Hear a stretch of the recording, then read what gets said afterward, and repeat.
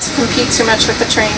What we're seeing right now is the nuclear companies are trying to do what the oil, gas, and coal companies have been doing for a while, is to get us to subsidize them through our tax dollars, because Wall Street won't fund the building of nuclear power plants. It's not financially viable or safe, or it's too risky, so they won't fund it. And so they're trying to get us to fund it through our tax dollars.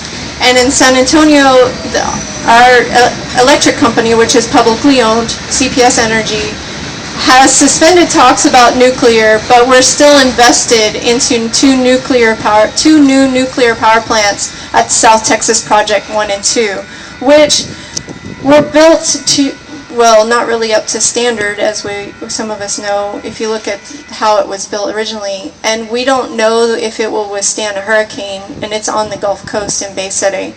So we could be facing a similar problem here in San Antonio. It would affect Austin, Houston, and everything in between if we had a hurricane hit our nuclear power plants and took out all of the cooling towers and electrical systems and all of that. And do we want to have to deal with that circumstance and evacuate millions and millions and millions of people in South Texas and East Texas areas where we have the most people, the largest metropolitan areas? So thankfully they've stopped those talks, but what we need to do is continue to put pressure on them, because the business community in San Antonio supports nuclear because it's cheap and it's, quote, clean. And if you know anything about nuclear waste, we know that it's not clean. And it's only cheap because we subsidize it with our tax dollars. So put pressure on City Council, to, especially the mayor who's on the CPS board, to stop even thinking about investing in new nuclear and moving us away from it. But that means that all of us have to also do our part in becoming less dependent on fossil fuels. We can't be driving around 5 mile a gallon, 8 mile a gallon huge trucks just because we like trucks. And we need to change our culture and how we build and sustain our communities, so that you don't have to drive all the way across town to go to the grocery store, and you can actually do everything you need in a small community space and create sustainable methods where we're not getting all of our food from California, from Mexico, or where it's being trucked in.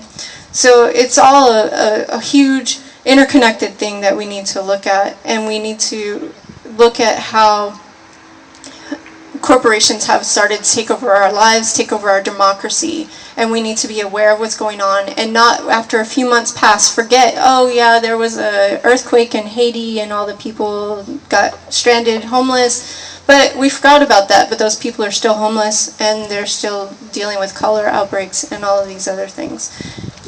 But we forget our collective minds. We go on with our lives, and we can't forget that this is going on right now in Japan, so that when the legislature right now is trying to cut all our social services from public education to on down the line, and that is going to make it harder for people who use those resources to participate in democracy, to go out to protest, take a half day off work and go lobby their legislature. Those things aren't going to be possible if it's harder and harder to work and harder to survive.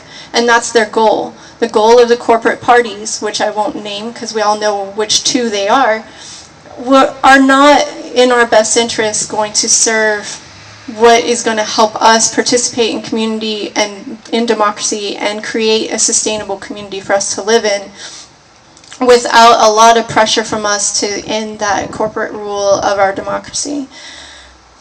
So